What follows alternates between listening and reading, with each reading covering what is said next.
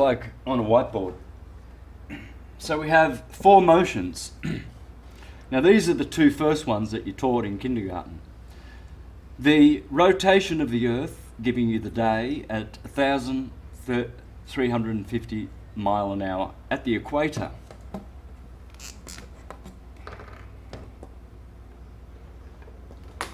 There's the equator. That's roughly Mach 1.3, so 1.3 times the speed of sound. Then the Earth is rotating around the Sun every year at 66,600 mile an hour, 666. And that's roughly Mach 88, another interesting number. But see, what they don't factor in is that our Sun is orbiting the Milky Way galaxy.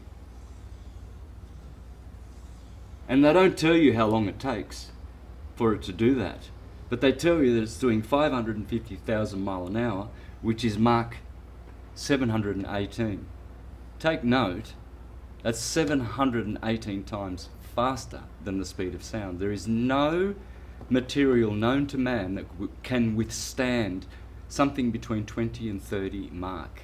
It pulverizes everything and anything they've ever tried to go faster than 27 Mach. Now, our Milky Way galaxy is actually orbiting what they call the center of the universe, or the central sun. And that is 650 million miles an hour, which translates to 870,000 Mach. Now, their retort when you say, how can this be possible? Their retort is, well, it's space, it's a vacuum. Well, let's have a look at what vacuum means, shall we? Dictionary: a space entirely devoid of matter.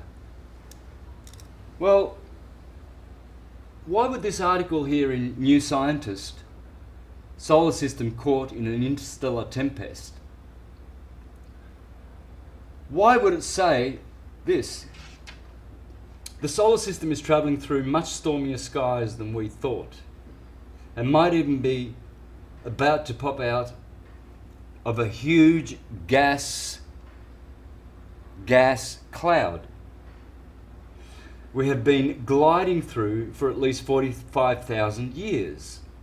That's the implication of a multi-decade survey of interstellar and wind buffeting the solar system, which has revealed an unexpected change in the wind's direction.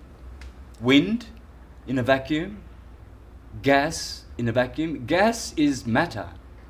It is one of the four states of matter: plasma, gas, liquid, and solid. How does gas become matter? Well, they change. Water freezes and from liquid becomes a solid. Gas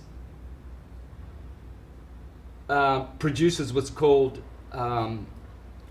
deposition and becomes solid.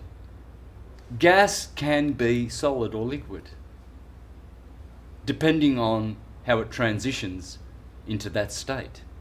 So you can't have a vacuum and gas. And by the way, isn't it interesting how in this article they're pointing over here? Have a look at this. There's our sun, and the sun, it says direction of sun's motion. Oh. And where is it pointing to? Well, it's pointing away from Sirius, directly away from Sirius, which is behind it. Therefore, we should be able to look at those stars, and we should be able to teach our generations of intelligent children to come. See those stars over there? That's where we're headed at Mach 870,000, which translates to 5,694,000,000,000 miles every year. Now, if we're travelling at 5 to 6 trillion miles every year, you'd think those stars over there where we're heading toward would get brighter, and those stars that we're going away from would get dimmer and eventually disappear.